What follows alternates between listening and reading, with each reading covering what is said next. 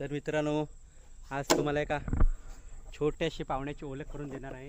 हा पहा, हे नागाचं छोटंसं पिल्लू आहे. मोठ्या नागाप्रमाणेच याचं देखील विष जाळ असतं. तुम्हाला वाटत असेल की मोठ्या नागाचं विष जास्त, छोट्या नागाचं विष कमी, असं काही नसतं. जेवढं मोठ्या नागाचं विष जाळ असतं तेवढंच ही छोट्या नागाचं विष जाळ असतं. तर मित्रांनो, श्रावण महिन्याला सुरुवात झालेली आहे. हिंदू धर्मीय लोक पंचमीला नागाची पूजा करतात.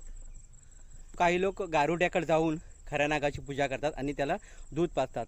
परंतु मित्रांनो, नागाला दूध पाजणं हे त्याच्यासाठी धोकादायक आहे. कारण नाग हा स्तनधारी प्राणी नसल्यामुळे त्याला दूध तुम्ही कधीही पाजू नका. दूध आहे मित्रांनो, मी आता सापाला रिलीज करत आहे.